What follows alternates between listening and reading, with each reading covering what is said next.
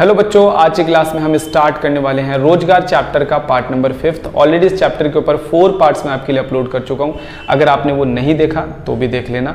रोजगार चैप्टर के साथ एक छोटा सा पार्ट और भी अटैच है जिसका नाम है बेरोजगारी। तो आज पार्ट नंबर 5 के अंदर इस चैप्टर में जो बेरोजगारी वाला पोर्शन है हम पूरा वो कवर करने वाले हैं। तो पिछले 4 पार्ट्स में रोजगार वाला जो पोर्शन था वो हम पूरा कर चुके हैं। आज की क्लास में हमारा रहेगा बेरोजगारी। तो इसमें आपको काफी सारी चीजें आज समझने की मिलेगी। बेरोजगारी क्या है, भारत के अंदर बेरोजगारी के प्रमुख कारण क्या, और बेरोजगारी को कम करने के लिए भारत कौन कौन सी योजनाएं लागू कर रहा है। ठीक है, तो आइए सबसे पहले हम लोग स्टार्ट करते हैं कि बेरोजगारी का मतलब क्या होता है। देखो, बेरोजगारी का सिंपल सा मतलब होता है कि अगर कोई इंसान प्रचलित मजदूरी दर पर काम करने के लिए तैयार है। अब प्रचलित मजदूरी दर क्या है कि अगर कोई इंसान किसी काम को जानता है और उस काम को करने के लिए महीने के 20,000 रुपए मिलते हैं, सैलरी मिलती है, मतलब कम से कम 20,000 तो मिलते हैं, और वो इंसान वो काम जानता है और वो काम करना चाहता है और उस काम करने के योग्य भी है, परंतु उसको काम नहीं मिल रहा, तो उसे हम बेरोजगारी कहते हैं। तो बेरोजगारी एक ऐसी स्थिति है जिसमें कोई बंदा जो मार्केट में सैलरी चल रही है, जो मार्केट में रेट चल रहा है किसी काम को करने का, उस रेट पर वो काम करना चाहता है, वो काम करने के योग्य है, ठीक है, और काम करने के इच्छुक भी है, करना भी चाहता है, परंतु उसको काम नहीं मिल रहा। तो इस सिचुएशन को हम लोग क्या कहेंगे, बेरोजगारी। बेरोजगारी से अभिप्राय एक ऐसी स्थिति से है जिसमें उन सभी लोगों को हम काम नहीं मिलता है जो प्रचलित मजदूरी दर पर क्या करना चाहते हैं, काम करने के इच्छुक होते हैं और काम करने के योग्य होते हैं। क्लियर। भारत के अंदर बेरोजगारी के आंकड़ों के स्रोत कैसे हैं। भारत ना बेरोजगारी के आंकड़ों को देखकर बहुत सारी योजनाएं बना रही है, बहुत सारी स्कीम्स बना रही है। पंचवर्षीय योजनाओं का निर्माण किया जाता है बेरोजगारी के देखते हुए। बेरोजगारी को देखते हुए भारत के अंदर बजट को भी तैयार किया जाता है। बेरोजगारी को देखते हुए भारत सरकार बहुत सारी चीजों की शुरुआत भी करती है। तो सवाल ये उठता है कि हमें ये बेरोजगारी के सटीक आंकड़े कहां से पता चलते हैं। तो ये 3 चीजें बताई गई है जहां से आप बेरोजगारी के आंकड़े प्राप्त कर सकते हो कि भारत में एक पर्टिकुलर टाइम पर कितना बेरोजगारी चल रहा है। सबसे पहले भारत की जनगणना रिपोर्ट, जो हर 10 साल में जनगणना की जाती है, वो भारत के अंदर आंकड़ों के सबसे प्रमुख स्रोत है, सरकारी आंकड़े का सबसे प्रमुख स्रोत है, जहां से हमें हर चीज पता चल जाती है। ठीक है, तो यहां से हमें ये पता चल जाता है कि कितने लोग भारत में बेरोजगार हैं। राष्ट्रीय प्रतिदर्श सर्वेक्षण कार्यालय रोजगार और बेरोजगारी अवस्था संबंधी रिपोर्ट, तो नाम याद करने आपको, ये 3 नाम है, तीनों याद कर लेना, आ जाता है एग्जाम में। रोजगार और प्रशिक्षण महानिदेशालय के रोजगार कार्यक्रम में पंजीकृत आंकड़े, तो ये 3 लाइनें याद कर लेना भाई। यहां से पता चलता है कि भारत के अंदर कितनी बेरोजगारी पाई जाती है, ठीक है, या पाई जा रही है। अगले नंबर पे है भारत में बेरोजगारी के प्रकार। भारत के अंदर जो बेरोजगारी है वो कई टाइप की पाई जाती है, बहुत तरीके की बेरोजगारी भारत में पाई जाती है। ग्रामीण और शहरी क्षेत्रों के अंदर अलग अलग तरीके की भारत के अंदर बेरोजगारी पाई जाती है। लेकिन इस चैप्टर के अंदर हमारे सिलेबस में भारत में पाई जाने वाली 2 सबसे मेन जो बेरोजगारी की टाइप है वो हम लोग पढ़ने वाले हैं। और भारत के अंदर आधी से ज्यादा आबादी जो बेरोजगारी से ग्रसित है वो इन्हीं दोनों बेरोजगारी से ग्रसित है। ठीक है, तो भारत के अंदर वैसे तो क्योंकि हमारा देश रूरल और अर्बन एरिया के अंदर डिवाइडेड है, ग्रामीण क्षेत्र और शहरी क्षेत्रों में डिवाइड है, तो ग्रामीण और शहरी क्षेत्रों के अंदर कई टाइप की बेरोजगारी है, लेकिन उसमें जो सबसे ज्यादा लोग ग्रसित है जिस बेरोजगारी से, वो बेरोजगारी हम लोग पढ़ने वाले हैं। भारत में बेरोजगारी के प्रकार, भारत में मुख्य रूप से 2 प्रकार की बेरोजगारी पाई जाती है, हालांकि और भी कई सारी हैं, लेकिन मुख्य रूप से 2 तरीके की बेरोजगारी है। एक अदृश्य बेरोजगारी पाई जाती है भारत के अंदर, ठीक है, इसके अलावा एक मौसमी बेरोजगारी, इसके अलावा संरचनात्मक, शिक्षित बेरोजगारी है ना, तकनीकी बेरोजगारी, बहुत सारी बेरोजगारियां हैं, लेकिन मुख्य रूप से 2 बेरोजगारी, एक अदृश्य और एक मौसमी। ठीक है, और एग्जाम में इन्हीं दोनों में पे क्वेश्चन पूछा जाता है। अदृश्य बेरोजगारी क्या है, कहां पाई जाती है, मौसमी बेरोजगारी क्या है, ठीक है। और इन दोनों में एक कॉमन बात यह है कि दोनों ही रूरल एरिया के अंदर सबसे ज्यादा पाया जाता है। और रूरल एरिया में क्या है, एग्रीकल्चर, ठीक है, वहां 70% से ज्यादा लोग रूरल एरिया में एग्रीकल्चर में लगे, तो एग्रीकल्चर के अंदर ही ये दोनों चीजें पाई जाती हैं ज्यादातर। तो आइए सबसे पहले हम लोग अदृश्य बेरोजगारी पढ़ते हैं। अदृश्य बेरोजगारी को हम लोग प्रच्छन्न बेरोजगारी कहते हैं। अदृश्य बेरोजगारी क्या है, एक ऐसी बेरोजगारी है जिसके अंदर जितने लोगों की आवश्यकता है, अगर काम में जितने लोगों की आवश्यकता है उससे ज्यादा लोग लगे होते हैं, तो उसे हमने क्या देते हैं, अदृश्य बेरोजगारी। मैं एक एग्जाम्पल से देता हूँ कि किसी खेत के अंदर काम करने के लिए 3 लोग सफिशिएंट है, वहां पे 3 लोग अगर लग जाएंगे तो पूरा काम हो जाएगा, अच्छे से हो जाएगा, कोई दिक्कत नहीं। लेकिन वहां पर काम में लगे हुए हैं 5 लोग, तो काम करने देखने में क्या लगेगा कि 5 के 5 लोगों को रोजगार मिला हुआ है, लेकिन वास्तव में अगर हम वहां पे से 2 लोगों को हटा दें तो उत्पादन पे कोई फर्क नहीं पड़ेगा, क्योंकि 3 लोग सफिशिएंट है, वो काम कर सकते हैं।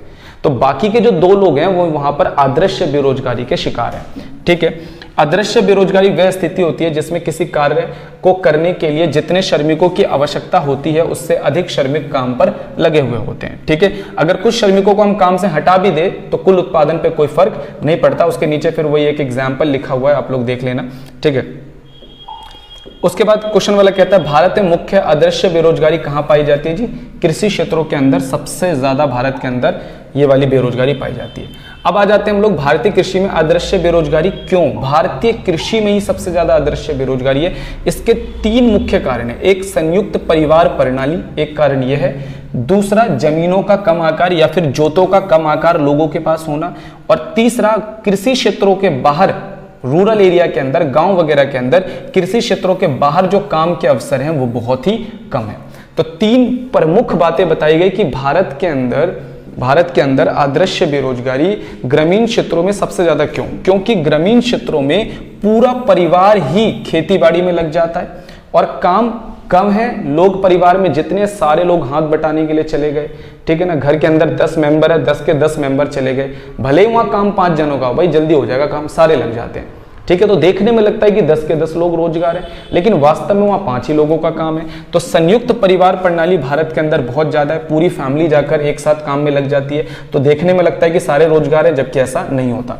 दूसरा, अदृश्य बेरोजगारी का प्रमुख कारण है कि भारत के अंदर जो रूरल एरिया में रहने वाले, गांव में रहने वाले जो किसान हैं, ठीक है, वो जो किसान है उनके पास जमीनें बहुत कम है। अगर जमीन बढ़ा दिया जाए तो लोग कहीं ना कहीं एडजस्ट हो जाएंगे, लेकिन जमीन बहुत कम है और लोग उनके मुकाबले में ज्यादा लगे हैं, जिसकी वजह से छुपी हुई बेरोजगारी पाई जाती है। अच्छा, कृषि क्षेत्रों के बाहर, रूरल एरिया के अंदर ऐसा नहीं है कि अगर उनके पास ऑप्शन हो कि फैक्ट्री में काम कर सकते हैं, कारखाने में काम कर सकते हैं, कहीं कंपनी में जॉब मिल रही है, बैंक में जॉब मिल रही है, ठीक है, या कोई शोरूम है वहां पर काम मिल रहा है। अगर आप रूरल एरिया में बाहर के अवसर पैदा करोगे तो कहीं ना कहीं रूरल एरिया में जो अदृश्य बेरोजगारी है, यार जो मान लो 3 लोग 2 लोग फालतू लगे हैं, वो सोचेंगे ना कि यार हम कहीं और भी जाकर जॉब करके ज्यादा पैसा कमा सकते हैं, बाकी यहाँ तो 2 ही लोगों की जरूरत है। अब उनको जॉब नहीं मिलता तो वो क्या करते हैं, अपने परिवार के साथ ही लग जाते हैं, भले ही वहां पे काम कम हो। तो कृषि के बाहर अगर रोजगार के अवसर पैदा किए जाए तो अदृश्य बेरोजगारी को कुछ हद तक रूरल एरिया में हम कम कर सकते हैं। अदृश्य बेरोजगारी केवल कृषि क्षेत्रों में ही नहीं पाई जाती, भारत के अंदर अदृश्य बेरोजगारी सार्वजनिक क्षेत्रों के उद्यमों में भी बहुत ज्यादा पाई जाती है। अभी सार्वजनिक क्षेत्र के उद्यम क्या है? सार्वजनिक क्षेत्र के उद्यम वो उद्यम होते हैं जिनको सरकार चलाती है। ठीक है, तो आपने देखा होगा कि गवर्नमेंट जॉब के अंदर या फिर गवर्नमेंट ऑफिसेज के अंदर, गवर्नमेंट महकमों के अंदर कई बार ऐसा देखने के लिए मिला है कि जहां पर जरूरत नहीं है वहां पर जरूरत से ज्यादा लोग लगे और जहां पर जरूरत है वहां पर लोग कम लगे हुए हैं। कई बार हम अपने स्कूल के अंदर देखते थे, हमारे स्कूल के अंदर मान लो टीचर्स हैं तो एक ही टीचर बिजनेस स्टडीज पढ़ा रहे हैं, वही अकाउंट्स पढ़ा रहे हैं, वही इकोनॉमिक्स पढ़ा रहे हैं। तो जी वो टीचर सबसे मेन किसके थे? वो टीचर सबसे मेन थे सोशल स्टडी के। तो सोशल स्टडी का अब वो ऐसा नहीं है कि वो पढ़ा रहे हैं अपने मन से पढ़ा रहे हैं, उनके ऊपर प्रेशर डाला जाता था क्योंकि स्कूल में टीचर था नहीं, अब बच्चों का सिलेबस भी करवाना है। तो वो क्या करते हैं, सोशल स्टडी के स्पेशल टीचर हैं और वो आकर पढ़ा रहे हैं इकोनॉमिक्स, वो पढ़ा रहे हैं अकाउंट्स, वो पढ़ा रहे हैं बिजनेस स्टडीज। ठीक है, इसके अलावा कई बार ये देखने के लिए मिला है कि एक ही स्कूल के अंदर, ठीक है, एक ही स्कूल के अंदर अकाउंट्स पढ़ाने वाले ही 5 टीचर आ गए, है ना, और इको पढ़ाने वाले टीचर है नहीं। कई बार ऐसा देखा गया सोशल स्टडी के बहुत सारे टीचर आ गए। तो कई बार जहां पर जरूरत से ज्यादा काम होता है, ठीक है, वहां पर लोग कम देखने के लिए मिलते हैं और जहां पर काम कम है वहां पर लोग बहुत सारे देखने के लिए मिलते हैं। सार्वजनिक क्षेत्रों के अंदर जो मैन पावर है उनकी प्लानिंग इतनी खराब होती है जिसकी वजह से ये इंडिया में बोला जाता है कि अदृश्य बेरोजगारी कृषि क्षेत्रों के अलावा अगर एग्जाम में आ गया कहां पाई जाती है? सार्वजनिक क्षेत्र के उद्योगों में, सरकारी कंपनियों में, सरकारी फैक्ट्रियों में, सरकारी संस्थाओं के अंदर बहुत ज्यादा देखने के लिए मिलता है अदृश्य बेरोजगारी। ठीक है, तो ये अब पढ़ोगे आपको समझ में आएगा। कृषि में अदृश्य बेरोजगारी से निपटने के तरीके। कृषि में सबसे ज्यादा अदृश्य बेरोजगारी है भारत में, रूरल एरिया में सबसे ज्यादा अदृश्य बेरोजगारी। तो इसे ठीक करने का तरीका क्या है? इसको ठीक करने का तरीका यह है कि कृषि क्षेत्रों के अलावा रूरल एरिया के अंदर, गांव वगैरह के अंदर कृषि के अलावा व्यवसाय पैदा किए जाए, वहां फैक्ट्री लगाया जाए, वहां कारखाना लगाया जाए, कंपनियां लगाया जाए, ताकि जो लोग अदृश्य बेरोजगारी का शिकार हैं वो उसे छोड़कर दूसरी जगह पर काम करना शुरू कर दे। और दूसरा, कृषि क्षेत्रों में रहने वाले जो लोग हैं उन्हें किसी तरीके से उद्योगों की तरफ लाया जाए, ठीक है, उद्योगों का विकास करके शहरी क्षेत्रों में उद्योगों का विकास किया जाए और वहां जो लोग कृषि क्षेत्रों में हैं उनको, जो अदृश्य बेरोजगारी का शिकार है, उनको लेकर आया जाए, ठीक है। तो ये दो बातें आप लिखना, कृषि क्षेत्रों में अदृश्य बेरोजगारी से निपटने के क्या तरीके हैं। उसके बाद क्वेश्चन आ जाता है मौसमी बेरोजगारी। तो दूसरे तरीके की एग्रीकल्चर, ये भी एग्रीकल्चर सेक्टर में ही सबसे ज्यादा पाई जाती है। मैंने आपको बताया भारत दो पार्ट्स में डिवाइड है, ठीक है, एक रूरल और एक अर्बन, ठीक है, शहरी क्षेत्र और ग्रामीण क्षेत्र। शहरी क्षेत्रों में बेरोजगारी की समस्या इतनी ज्यादा नहीं होती है, वहां पर भी बहुत सारी बेरोजगारी के तरीके हैं, शिक्षित बेरोजगारी, संरचनात्मक बेरोजगारी, तकनीक की वजह से जो बेरोजगारी पैदा होती है, लेकिन हमारा विषय नहीं है क्योंकि हमारे सिलेबस के अंदर सिर्फ ग्रामीण क्षेत्रों के अंदर पाई जाने वाली दो प्रमुख बेरोजगारियों के बारे में हमें बताना है। तो एक था अदृश्य बेरोजगारी और दूसरा है मौसमी बेरोजगारी।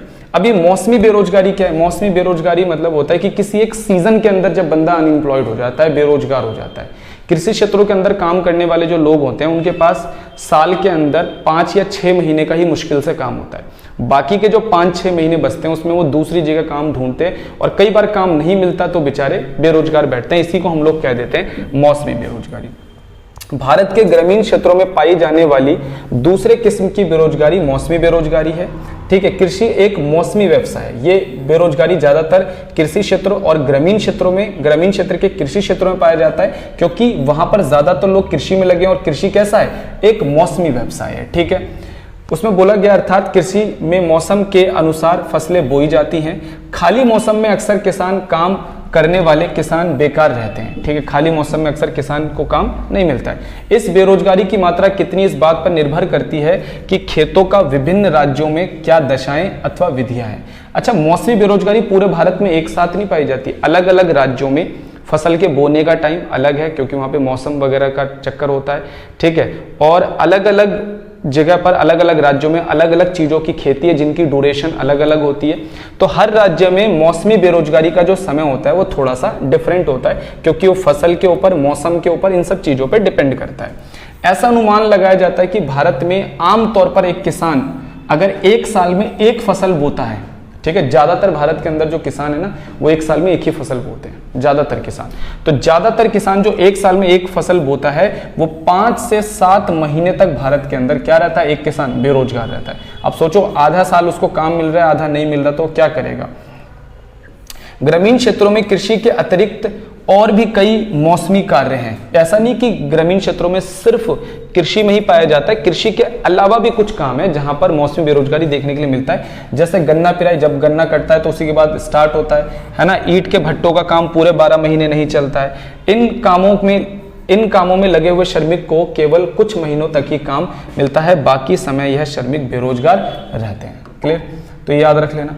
उसके बाद भारत में बढ़ती हुई बेरोजगारी के कारण, बहुत ही सिंपल से पॉइंट है कि भारत की बेरोजगारी क्यों बढ़ती है। सबसे पहला, धीमा आर्थिक विकास। भारत के अंदर जो आर्थिक विकास है वो बहुत धीमा है। भारत की जीडीपी उसके पॉपुलेशन के अनुसार, उसके संसाधनों के अनुसार बहुत धीरे धीरे बढ़ रही है। अगर भारत में वस्तु और सेवाओं का उत्पादन तेज होगा तो कहीं ना कहीं ज्यादा लोगों को रोजगार मिल सकता है, जिसलिए हमारा भारत का आर्थिक विकास काफी धीमा है, जिसकी वजह से भारत में लोगों को रोजगार नहीं मिल रहा।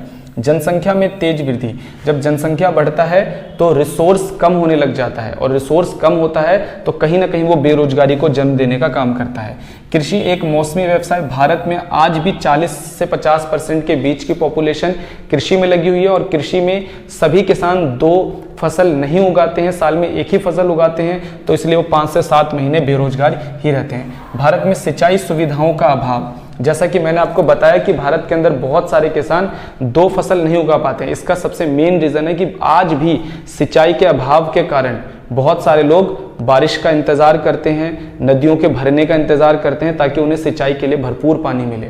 और सिंचाई के भरपूर सुविधा ना होने की वजह से आज भी कई किसान सही से फसल नहीं उगा पाते। और भारत की ऐसी बहुत सी जमीनें हैं एग्रीकल्चर की जो ऐसी पड़ी हुई है जहां पर सिंचाई के अभाव के कारण खेती नहीं हो पा रही। अगर सिंचाई की सुविधाओं का इंतजाम सरकार कुछ हद तक करे तो इसको हम कम कर सकते हैं। कुटीर और लघु उद्योगों का पतन। जब से भारत के अंदर मल्टीनेशनल कंपनीज आनी शुरू हुई है, बड़ी बड़ी कंपनियां आनी शुरू हुई है, बड़े बड़े उद्योग बनने शुरू हुए, तो इन्होंने क्या करा है, जितने भी लघु और कुटीर उद्योग है, जहां पर हाथों से काम किया जाता था, जहां पर छोटी मोटी मशीनों को लगाकर काम किया जाता, देखो लघु उद्योगों की सारी जगह बड़े उद्योग लेते जा रहे हैं। लघु उद्योगों में क्या होता है कि तकनीक पुरानी होती है, लोग ज्यादा लगे होते हैं, तो रोजगार ज्यादा मिलता है। और बड़े बड़े उद्योग क्या करते हैं, बड़ी बड़ी मशीनें लेकर आते हैं, एडवांस मशीनें लाते हैं, जिसमें लोगों की जरूरत कम होती है।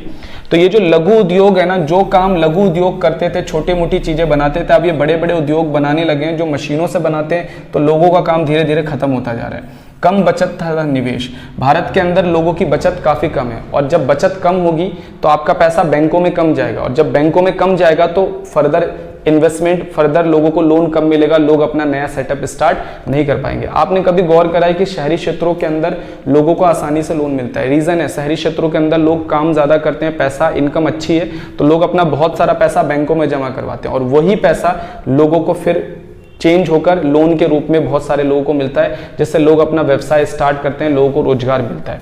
लेकिन यही चीज रूरल एरिया के अंदर, ग्रामीण क्षेत्रों में बहुत कम है। ग्रामीण क्षेत्रों में लोगों की बचत काफी कम है, ठीक है। हालांकि हम तो यहाँ पर पूरे भारत के बिहार पर बात कर रहे हैं, लेकिन मैंने ग्रामीण क्षेत्रों में बहुत ज्यादा कम है, इसलिए मैंने बता दिया।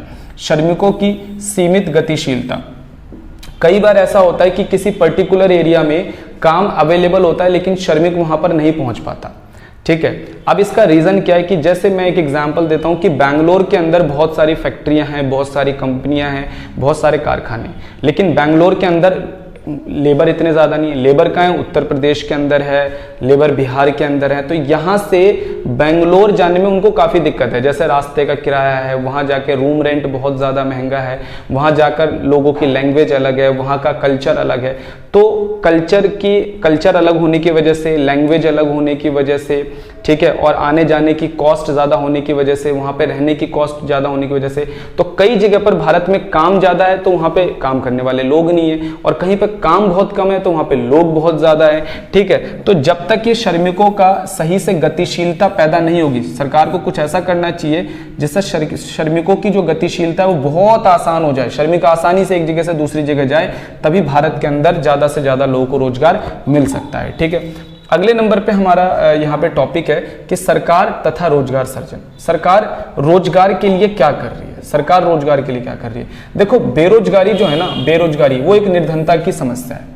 अगर बेरोजगार होगा तो बंदे की इनकम नहीं आएगी, बंदे की इनकम नहीं आएगी तो बंदा अपनी मूलभूत सुविधाओं को, मूलभूत जरूरतों को पूरा नहीं कर पाएगा, और मूलभूत जरूरतों को पूरा नहीं कर पाएगा तो वो निर्धनता रेखा के नीचे आ जाएगा। तो कुल मिलाकर सरकार ने निर्धनता को खत्म करने के लिए बहुत सारे प्रोग्राम बनाए। तो निर्धनता कैसे खत्म होगी? सरकार या तो उनको डायरेक्ट बेनिफिट देती है, इनडायरेक्ट बेनिफिट। डायरेक्ट बेनिफिट मतलब कुछ सुविधाएं दे देती है, जैसे बिजली फ्री दे दिया, पानी फ्री दे दिया, खाने पीने के लिए राशन दे दिया, मकान दे दिया, ये डायरेक्ट सुविधा है। इनडायरेक्ट क्या कि सरकार कुछ ऐसा काम करे कि बहुत सारा रोजगार उत्पन्न हो जाए और लोगों को रोजगार मिल जाए, ठीक है। तो निर्धनता को दूर करने के लिए सरकार ने जितने कार्यक्रम किए अपनाए हैं वो ज्यादातर किससे जुड़े हुए हैं? वो रोजगार से ही जुड़े हुए हैं, ठीक है। तो यही चीज यहाँ पर बताया गया। निर्धनता निवारण के लिए सरकार द्वारा अपनाई गई नीति और कार्यक्रम मुख्यतः समाज के निर्धन वर्ग को रोजगार उपलब्ध कराने पर ही केंद्रित है। अच्छा, इसमें क्या क्या सरकार ने बहुत सारी योजनाएं बनाई, अगर आप चाहो तो इन योजनाओं को सर्च करके पढ़ भी सकते हो।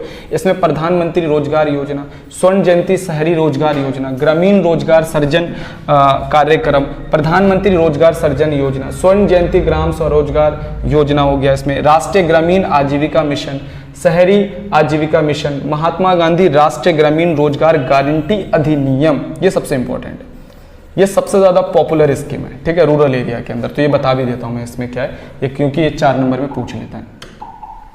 इसमें आपने सुना होगा, मनरेगा नाम सुना होगा, तो मनरेगा बहुत फेमस है, इसी को हम लोग कहते हैं राष्ट्रीय ग्रामीण रोजगार गारंटी अधिनियम। ये क्या कहता है?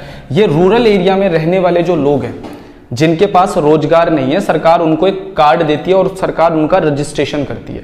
मान के चलो इसमें 1 लाख लोगों का, किसी पर्टिकुलर एरिया में 1 लाख लोगों का रजिस्ट्रेशन हो गया मनरेगा के अंदर, तो सरकार क्या करेगी? साल में 365 दिन होती है, तो सरकार बोलती है मैं कोई भी ऐसा प्रोजेक्ट स्टार्ट करूंगी, कोई भी ऐसा काम करवाऊंगी, जैसे सरकार कहीं पर रोड बनवाती है, कहीं डैम्स बनवाती है, बिल्डिंगों का, संस्थाओं का निर्माण करती है, कुआं खुदवाती है, बहुत सारे काम है सरकार के पास। तो सरकार कोई भी ऐसा काम करती है तो उन प्रोजेक्ट्स के अंदर जो ये लोग रजिस्टर्ड लोग होते हैं, जिनका नाम सरकार के मनरेगा लिस्ट में होता है, सरकार उनको बुलाती है और 100 दिन का रोजगार अपने तरफ से देती है कि आप काम करो, 100 दिन की सैलरी इनको दी जाती है। तो कम से कम जो बेरोजगार है, कम से कम उसे साल में 100 दिन का रोजगार तो सरकार प्रोवाइड कर देती है किसी भी तरीके से। तो इसी को हम, यही स्कीम है, इसको हम लोग कहते हैं राष्ट्रीय ग्रामीण रोजगार गारंटी अधिनियम। ठीक है, राष्ट्रीय ग्रामीण रोजगार अधिनियम ग्रामीण क्षेत्रों में यह योजना उन सभी व्यक्तियों को 100 दिन के लिए मजदूरी रोजगार की गारंटी देता है जो निर्धनता रेखा के नीचे हैं और सरकार द्वारा दी गई मजदूरी पर काम करने के योग्य व इच्छुक हैं। ठीक है, परंतु फिर भी सन 1991 में सरकार द्वारा निर्मित नई आर्थिक नीति के नए रोजगार अवसर पैदा करने में सरकार की प्रत्यक्ष भूमिका को कम कर दिया। आपको पता होगा 1991 में भारत में आर्थिक सुधार हुए। आर्थिक सुधार में भारत सरकार ने निजीकरण, वैश्वीकरण और उदारीकरण को अपनाया। इसमें जो निजीकरण वाला पॉइंट है, निजीकरण में सरकार ने क्या करा कि अपने बहुत सारे उद्योगों को उठाकर बेच दिया, फैक्ट्रियां बेच दी, कारखाने बेच दिए, कंपनियां बेच दी सरकार ने अपनी। इससे क्या हुआ कि पहले जब वो उद्योग सरकार के थे तो सरकार इनमें लोगों को रोजगार देती थी, क्योंकि अब ये प्राइवेट लोगों के हाथ में चले गए। तो अब ये प्राइवेट लोगों के हाथ में, तो प्राइवेट लोग क्या करते हैं, एडवांस मशीनें लगानी शुरू कर दी, जिससे रोजगार का स्तर कम होने लगा। अब सरकार के हाथ में ऐसी बहुत कम चीजें हैं जिसमें सरकार प्रत्यक्ष रोजगार दे सकती है।